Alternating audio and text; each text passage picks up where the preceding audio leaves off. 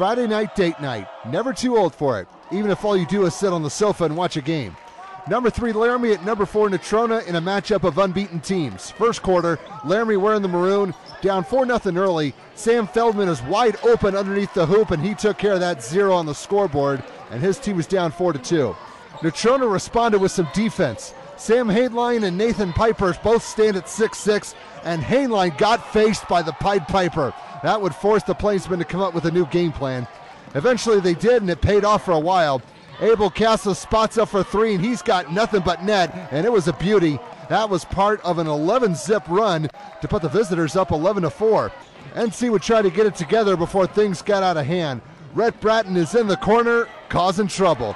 That was a much-needed tray, and the home team was only down 11-7 after the first 8 minutes. Second quarter, the Mustangs would try to inch closer. Adam Britton takes the bounce pass and then gets a kiss off the glass for 2 points, and his team was within striking distance, trailing 13-9.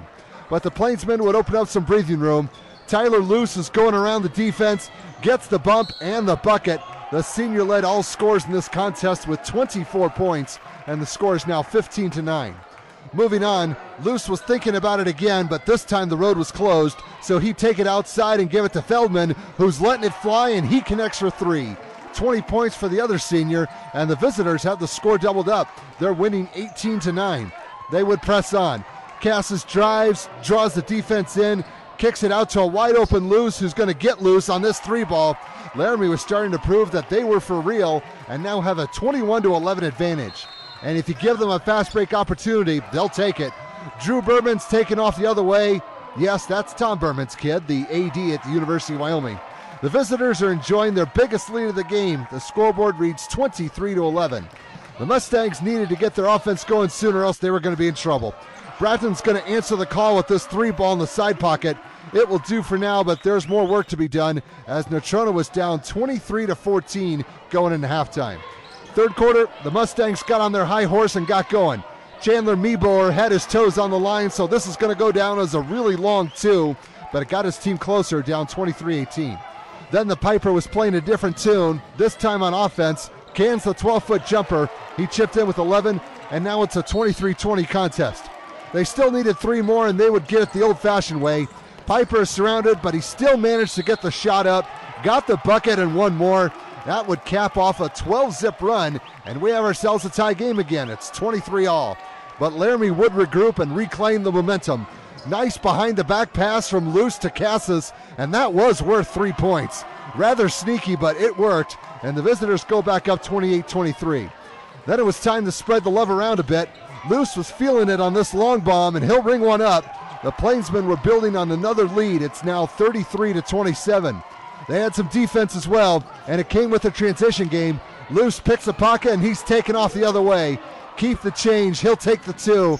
That has his team in decent shape, leading 37-29 going into the final 8 minutes.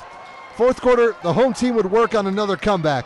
Bratton finds Piper open in the lane. The quick pass leads to quick points. NC still trails 37-31. They were not done. There was still more work to do. Here's Brett Kotzman getting in on the act. A long 2, but every point counted. The Mustangs are now down 37-33. Laramie would counter and try to stop the run. They find Feldman open inside, and the defense was a split second too late. The lead is back up to 8. It's 41-33 at this point. Thankfully for the Mustangs, there was still a good amount of time left on the clock. We have not seen Parker Browning yet. He'll make his presence known here. Look out. 12 points for the sophomore. NC has cut the deficit to 2. It's 43-41 with about 2 minutes remaining. The home team would get a backcourt turnover, and now they have to finish the job. Austin Banks has taken matters into his own hands, and he'll drive right through the defense like a hot knife through butter. We need some more time because the score was knotted up at 45 when the clock hit triple zeros. Now we're in overtime, and things were getting more interesting. Berman would take the assist and score first for Laramie as they would go up by a score of 47-45. Natrona would counter. This is Connor True staying true to the cause with a spin move and bucket. 13 points for the junior. 4 extra minutes was not enough. It was 49-all when that was all done, so we need some more time.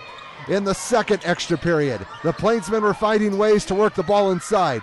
Feldman proves my point, and that would break the tie and put the score at 53-51.